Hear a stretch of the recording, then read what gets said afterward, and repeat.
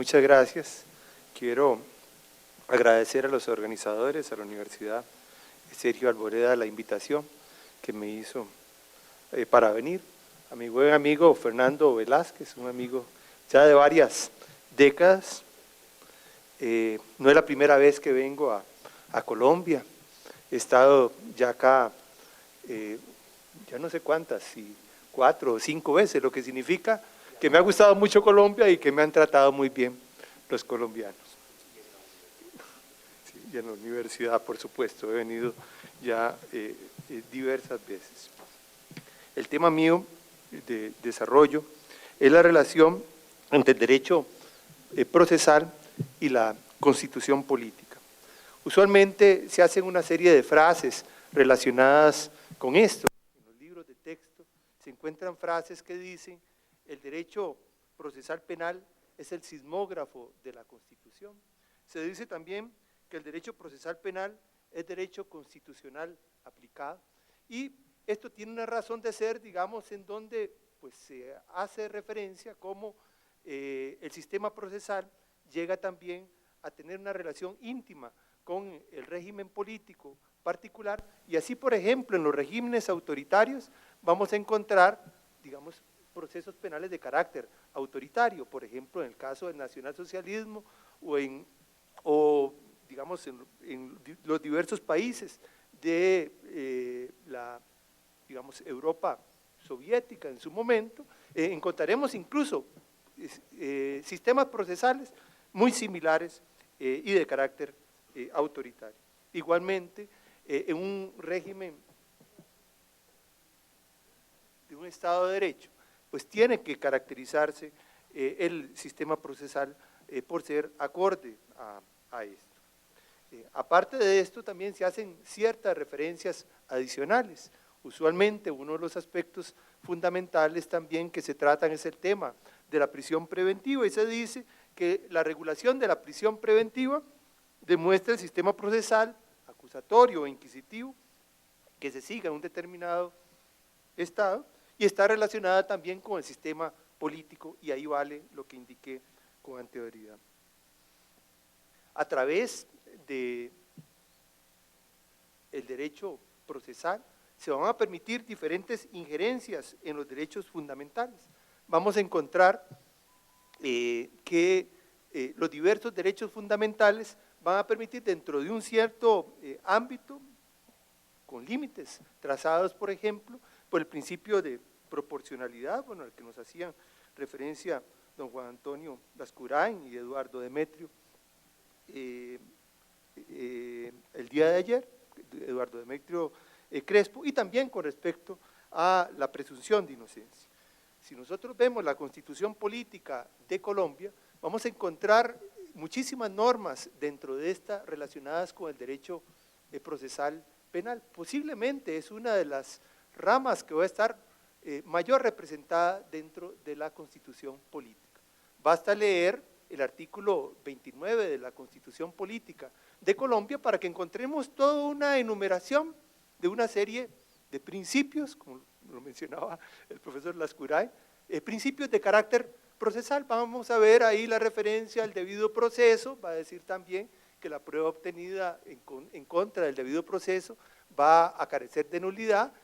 va a hacer referencia al derecho de defensa, también el derecho de defensa técnico, el derecho de ofrecer prueba, de combatir la prueba también de cargo, va a mencionar también la presunción de inocencia, el derecho a un proceso sin dilaciones indebidas, también el juicio público, entre otros aspectos. Pero no solo el artículo 29 de la Constitución Política de Colombia hace referencia a eso, todo el capítulo en que está este artículo vamos a encontrar muchas referencias, vamos a encontrar temas relacionados con la inviolabilidad de la correspondencia, de las comunicaciones, la protección de la intimidad, la detención de las personas, van a haber referencias también a la detención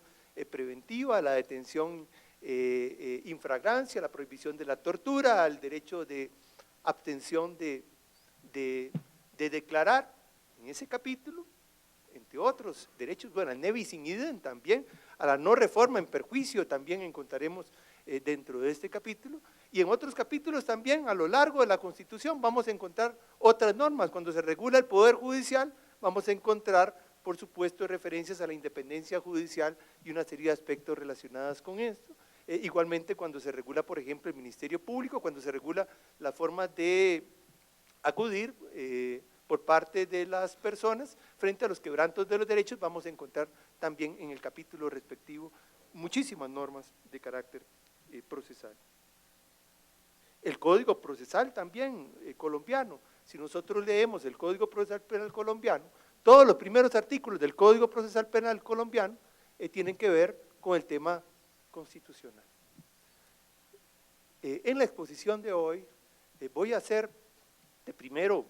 referencia a algunos aspectos, digamos, conceptuales, para posteriormente, al final, hacer referencia a, digamos, a las tendencias actuales y a nuestra realidad latinoamericana. Es claro que vivimos una esquizofrenia a nivel latinoamericano en materia de regulación de derechos que nos lleva a esa bipolaridad que nos mencionaba el profesor Cadavid, digamos, en donde hay una gran diferencia entre el deber ser y el ser expresado, digamos, para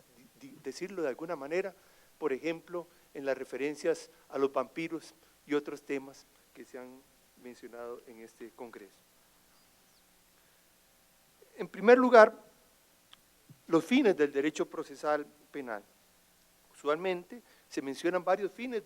relacionados con el derecho procesal. Primero se dice la determinación y realización del derecho del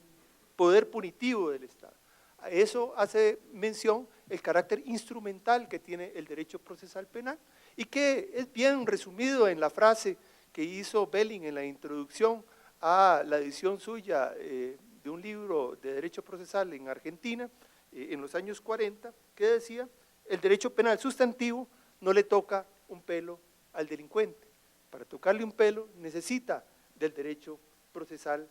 penal. En segundo lugar, como segundo fin de importancia, la realización del juzgamiento de los delitos conforme al debido proceso. Se expresa a través de lo indicado por el Tribunal Federal Constitucional alemán y repetido siempre por la doctrina alemana y de otros países. No puede buscarse la verdad a cualquier precio. No es cierto que el derecho procesal penal persiga la verdad material. Aquí en algunas de las preguntas ustedes hacían referencia a algún aspecto relacionado con eso. Más bien, digamos, los sistemas inquisitivos, uno de los principios del sistema inquisitivo y de la justificación es: hay que buscar la verdad material. Incluso si nosotros estudiamos las justificaciones desde el punto de vista procesal, entre comillas, digamos, durante el nacionalsocialismo, siempre se va a hablar de la importancia de la búsqueda de la verdad material. Nosotros, dentro de un Estado de Derecho, un principio fundamental es que no se busca la verdad a cualquier precio, y como lo indicaba Hassemer, más bien tenemos que hablar de una verdad formalizada, una verdad que se averigua a través de un procedimiento que debe respetar una serie de reglas fundamentales. En ese mismo sentido también creo que debe ser entendida la frase de Ferrajoli, en donde dice: no se busca la verdad material, sino una verdad formal o procesal alcanzada con el respeto de reglas precisas. En tercer lugar, como tercer fin, se menciona la función de pacificación jurídica. Se trata de evitar la justicia por propia mano, que los conflictos que se susciten sean resueltos por el Estado. Esa función, por supuesto, está también asociada con la función que en general se le asigna al derecho penal, y es importante también en relación con esa función de pacificación que se trata de una búsqueda de esa pacificación, pero conforme a determinadas reglas, conforme a determinados principios propios de un Estado de Derecho, que forma también parte fundamental de la obtención de esta pacificación. En palabras de Carrara, una condena posiblemente injusta o que los ciudadanos tienen por injusta no restaura la tranquilidad ni refuerza la opinión de estar seguros, antes bien aumenta los peligros. Por lo tanto, el fin político de dichas formas es engendrar en el ánimo de los ciudadanos una confianza tan necesaria. También uno de los aspectos que usualmente tratamos en los cursos de derecho procesales, por supuesto, y de los aspectos iniciales, es la distinción entre los diferentes sistemas procesales. Y hablamos del sistema acusatorio, el sistema inquisitivo, hablamos también del sistema mixto, bueno, que en Alemania la doctrina lo llama inquisitivo reformado, y en España tiende a llamarlo acusatorio formal, con dos visiones que al final de cuentas hablan del mismo sistema mixto. Al final de cuentas, usualmente se asocia el sistema acusatorio, se dice, con los regímenes democráticos, el sistema inquisitivo con los de carácter autoritario. En realidad no existe ningún sistema acusatorio puro, pero de gran importancia de un Estado de Derecho es que se tienda a un sistema predominantemente acusatorio, en que rige el principio acusatorio, la garantía del derecho de defensa, el respeto a principios como la independencia judicial, la imparcialidad, el juez natural y la presunción de inocencia. En relación con lo que nos mencionaba el profesor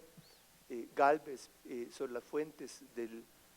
derecho penal y diríamos del derecho procesal, por supuesto, la gran importancia de la Constitución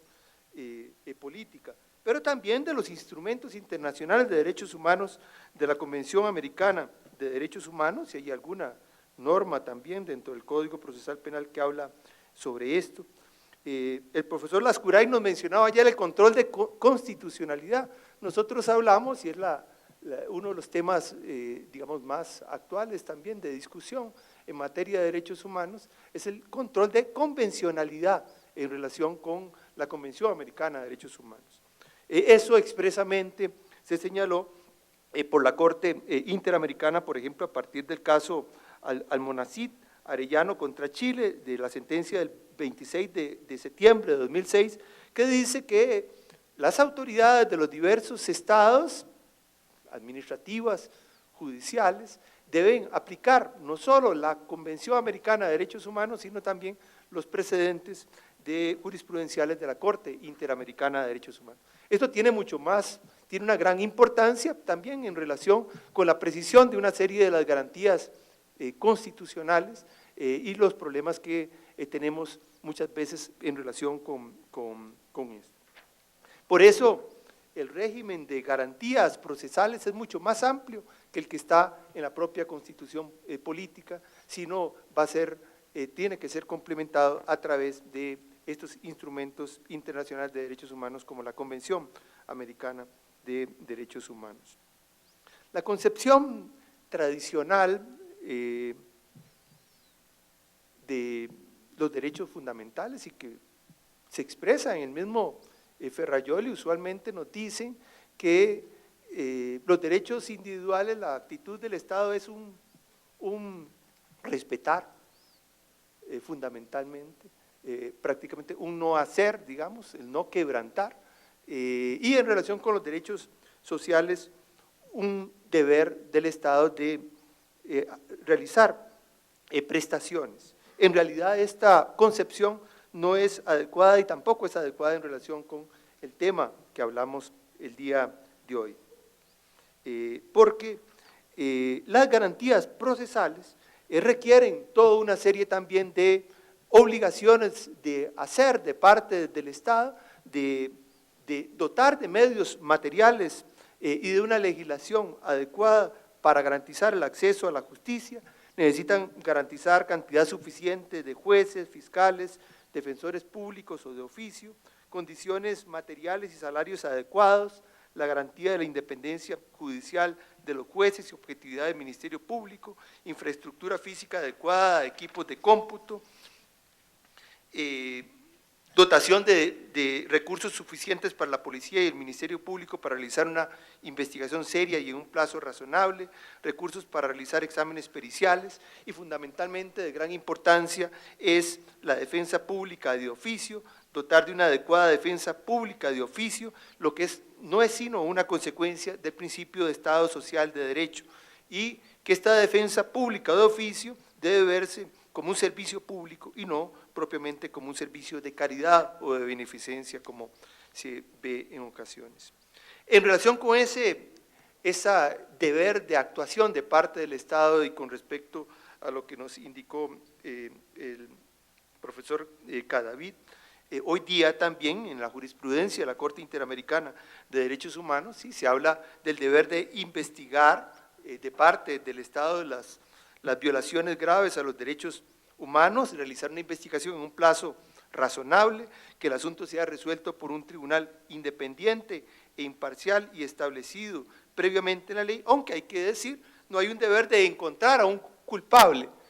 sino de encontrar al culpable. No se trata de seleccionar a un chivo expiatorio que al final de cuentas se convertiría en una nueva víctima.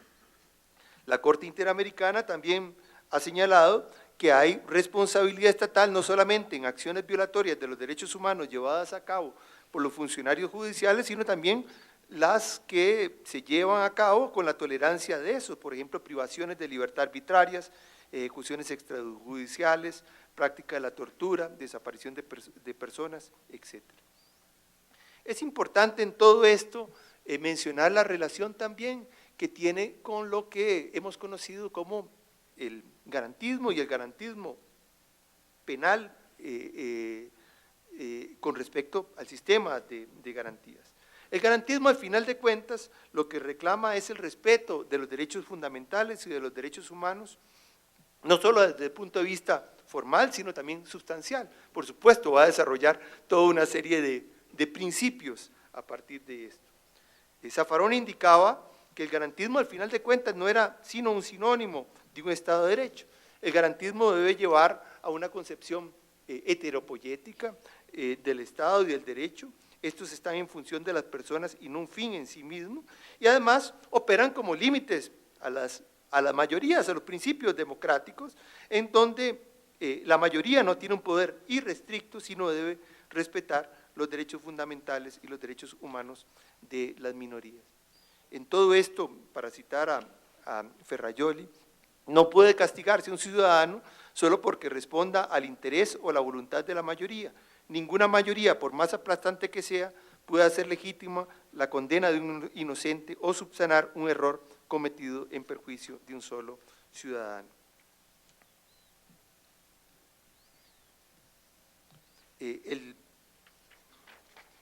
El garantismo va a desarrollar toda una serie de axiomas, 10 axiomas o principios, si los queremos llamar así, y a partir del séptimo de ellos tendrá relación con las garantías procesales. En el séptimo nos hablará nula pena sine iudicio, el principio de jurisdiccionalidad, el nula pena sine accusazione como octavo principio, el principio acusatorio o de separación entre juez y acusación, nula accusatio sino probación en principio de la carga de la prueba o de verificación, nula probatio sine defensione, principio del contradictorio o de la defensa o de refutación. Se va a hacer esta distinción entre el derecho penal máximo y el derecho penal mínimo e indica la certeza perseguida por el derecho penal máximo está en que ningún culpable resulta impune a costa de la incertidumbre de que también algún inocente pueda ser castigado. La certeza perseguida por el derecho penal mínimo está por el contrario en que ningún inocente sea castigado a costa de la incertidumbre que también algún culpable pueda resultar impune, en palabras de Ferrajoli. Cuando nosotros hablamos de los principios procesales, encontramos 3 principios procesales generales, digamos, de los que podemos derivar en general el sistema de garantías. En primer lugar, el principio de dignidad de la persona humana, que al final de cuentas es la fuente de todos los derechos fundamentales y los derechos humanos. Luego vamos a tener como principio también de gran importancia el debido proceso, y ahí van a derivarse las diversas garantías procesales, y también la presunción de inocencia, que también en el desarrollo que ha tenido, se han venido desarrollando las diversas garantías de carácter procesal en relación con el imputado. No en vano la Declaración Universal de Derechos Humanos de la ONU de 1948 menciona dentro del artículo de la presunción de inocencia ese derecho a ser presumido inocente mientras no sea declarado culpable en un proceso en que se respete el debido proceso.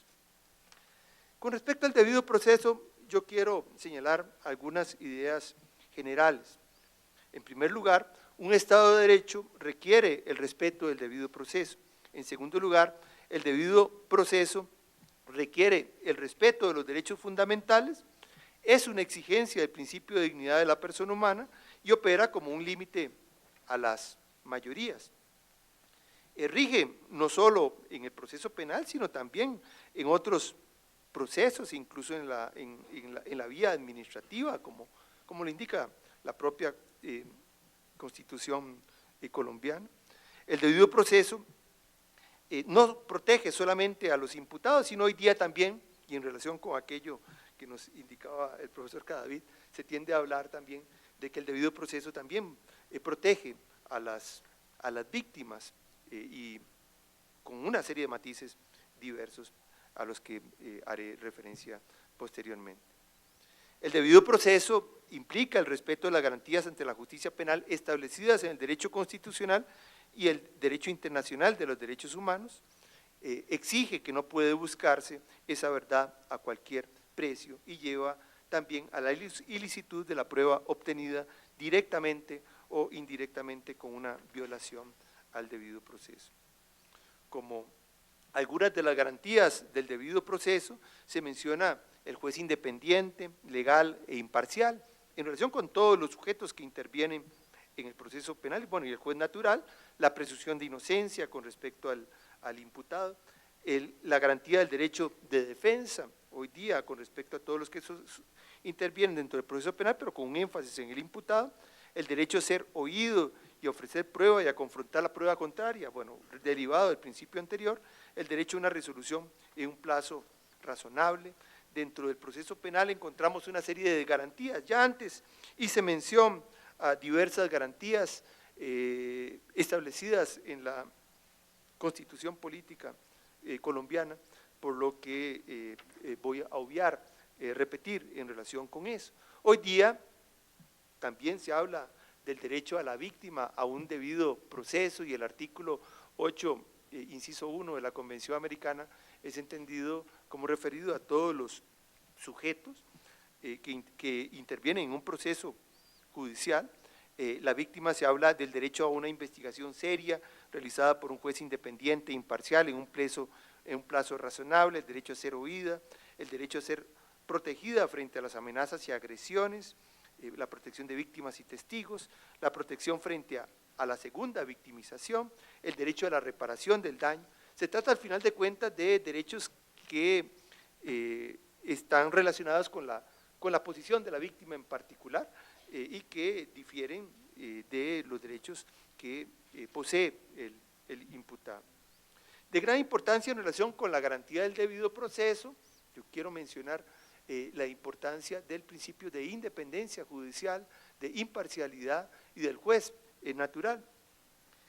porque al final de cuentas, si estas garantías básicas no son respetadas, el proceso judicial sería una farsa previamente decidida con grave quebranto del principio de igualdad, convirtiéndose la garantía del derecho, por ejemplo, de defensa en meramente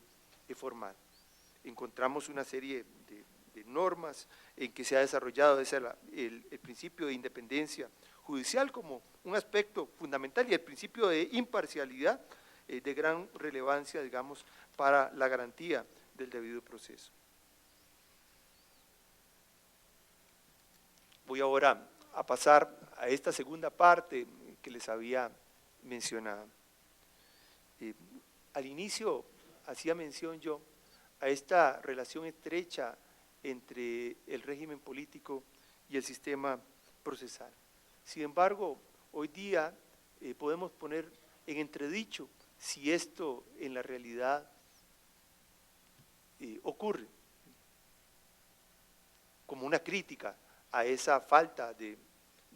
concordancia en relación con una serie de institutos que han venido siendo asumidos en las legislaciones procesales de nuestros países y que se apartan de principios que deberían rodear las garantías del debido proceso. Ya el profesor Eduardo Demetrio Crespo nos hizo mención ayer algunos aspectos relacionados en primer lugar con respecto al derecho penal del enemigo. Y es claro que este derecho penal del enemigo ha ido entrando en las legislaciones de los diversos estados democráticos. Precisamente Jacobs lo formula en relación con Alemania, en particular, un estado democrático, y formula él la necesidad de defender, digamos, lo que llama el derecho penal del ciudadano, digamos, para que el derecho penal del enemigo no termine, al final de cuentas, imponiéndose en la totalidad, digamos, de la legislación. Encontramos en las nuestras diversas legislaciones una serie de expresiones de este derecho penal del enemigo en la normativa de carácter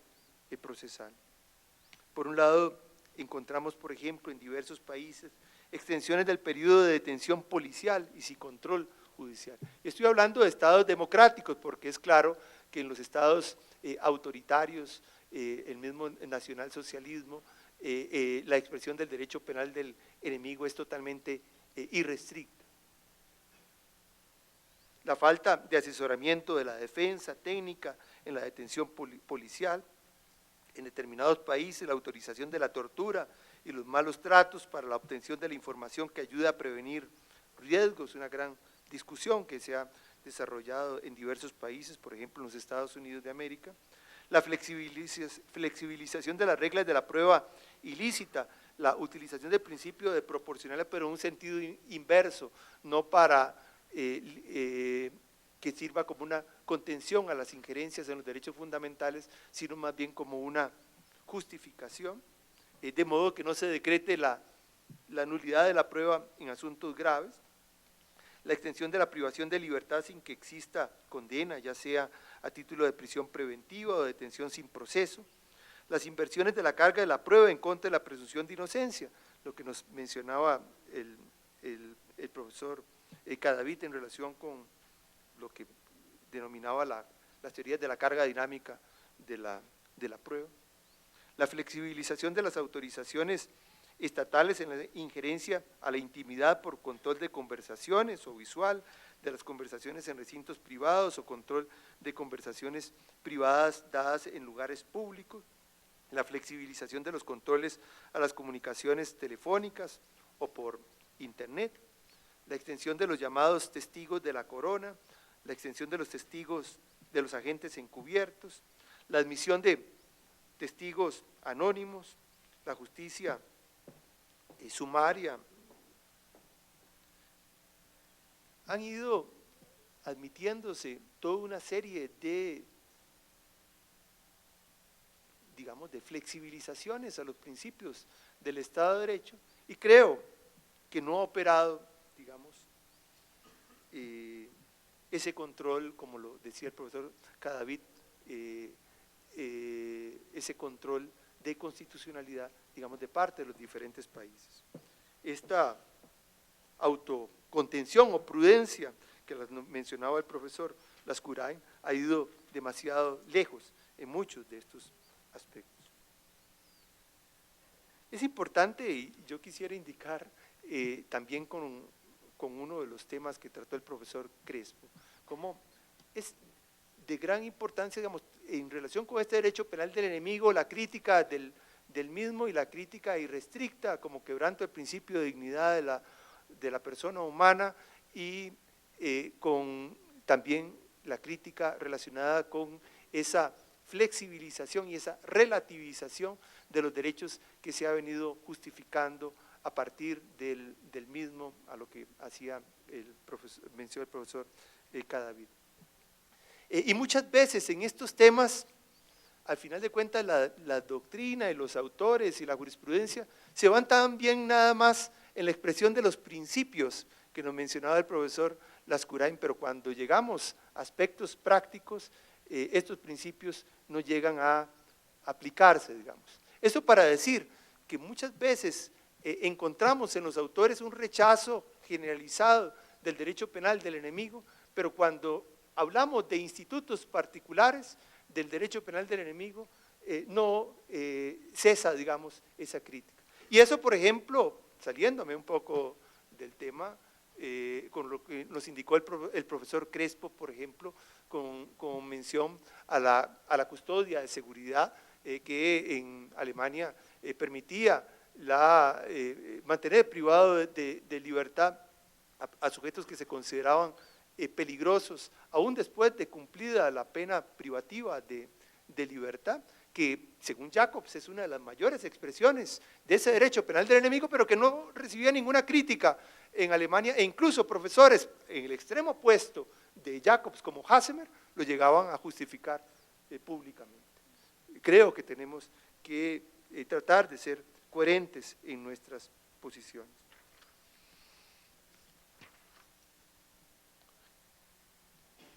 Internacionalmente, el derecho penal del enemigo ha tenido un auge, principalmente como consecuencia de los sucesos posteriores del 11 de septiembre de 2001. En Latinoamérica, ideas propias del derecho penal del enemigo han venido encontrando acogida como consecuencia de los reclamos en contra de la inseguridad ciudadana y del miedo al crimen. Se han recogido una serie de ideas relacionadas con esta, provenientes del realismo de derecha norteamericano, en gran parte con respecto a la lucha en contra de la criminalidad callejera, y que han convertido a los Estados Unidos de América en el país con más presos por 100.000 habitantes del mundo. Se expresa a través de una serie de frases, de eslóganes de fácil pegada. Se protegen los derechos humanos de los delincuentes y no los de las personas honradas. Eso implica una crítica a la garantía del debido proceso. Los delincuentes entran por una puerta y salen por otra, la hipótesis de la puerta giratoria. Los delincuentes están libres y la gente honrada está bajo rejas. La criminalidad ha aumentado por la lenividad de las leyes penales y de los jueces. En muchos países latinoamericanos incluso se le echa la culpa del aumento de la inseguridad ciudadana a las reformas procesales que se dieron a partir de los años 90, no tomando en cuenta que lo que ha ocurrido es una serie de cambios estructurales en nuestras sociedades. La culpa del aumento de la criminalidad lo tienen los defensores de los derechos humanos, los que defienden el sistema de garantías. En nuestros periódicos costarricenses hemos podido leer una serie de frases, dicen: son unos idiotas, tienen unas mentes enfermas y cobardes, son unos humanistas indulgentes, les estorba la víctima, concuerdan con el pensamiento de un criminal, son unos teóricos que se dedican a justificar todo lo que hacen los criminales dentro de una división del trabajo, se dedica a organizar congresos como este.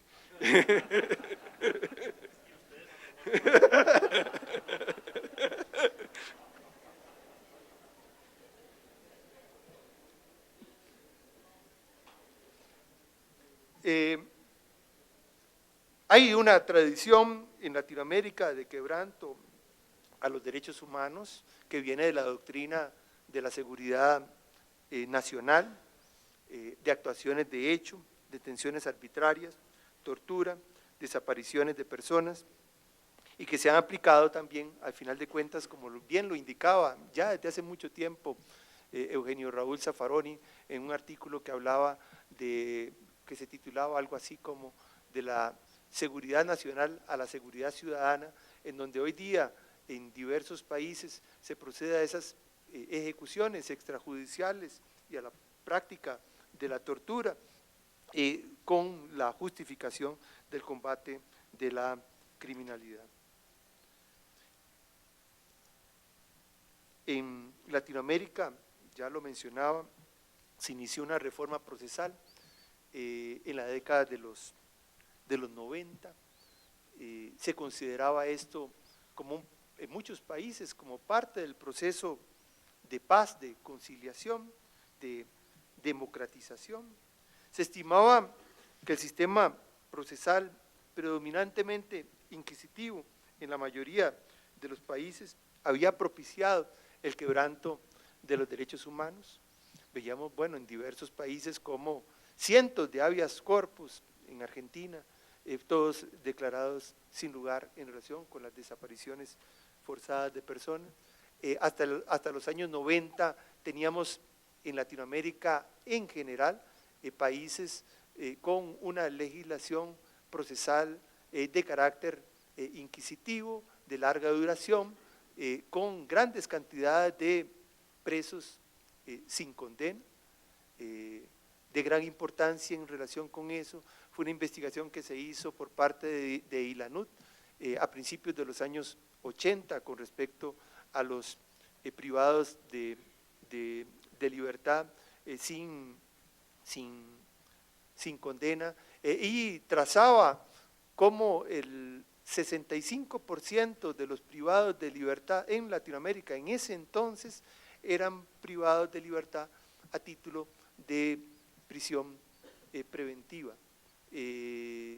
Al final de cuentas, la regla era la prisión preventiva, la regla de la privación de libertad y no la regla, digamos, no la pena privativa de libertad en relación con eso. Unido, por supuesto, a la larga duración de los procesos judiciales y a la deshumanización que se llevaba a cabo a través de los mismos. Se trató, entre otros aspectos, este aspecto de la prisión preventiva fue uno de los motores, igualmente la necesidad de superar estos sistemas predominantemente inquisitivos. Hoy día, después de las reformas procesales,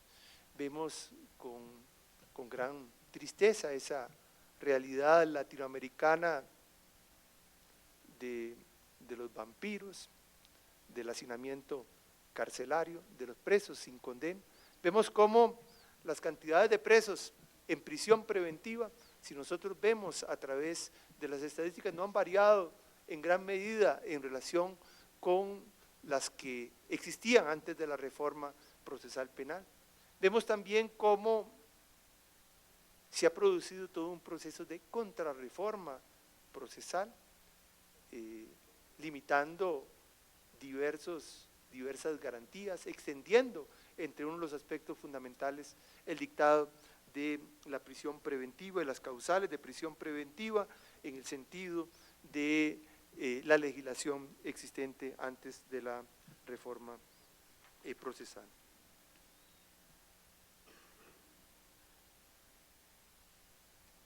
En palabras del ex juez de la Corte Interamericana de Derechos Humanos en uno de sus votos particulares, el problema central de la justicia penal en nuestro tiempo, que se proyecta sobre las contiendas acerca de los derechos humanos, gira en torno al falso dilema entre el debido proceso y la contención del crimen. Agrega, esto se advierte en los casos sometidos a conocimientos de la Corte, en los que se aduce la existencia de crímenes gravísimos como motivo de reacción severa del Estado. Desde luego, la Corte ha sostenido que el Estado debe combatir el delito y proteger la sociedad, pero debe hacerlo con estricta observancia de los principios y las normas del Estado de Derecho y con respeto de los derechos humanos. Von Litz indicaba que el derecho penal es la carta magna del delincuente, haciendo referencia principalmente, entre otras cosas, al principio de legalidad. Se ha hablado también, por ejemplo, por Belin, que el derecho procesal penal es la carta magna del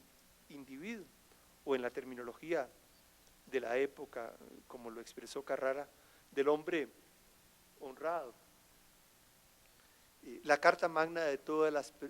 las personas. Al final de cuentas, cualquiera de nosotros puede ser sometido a un proceso penal. El populismo punitivo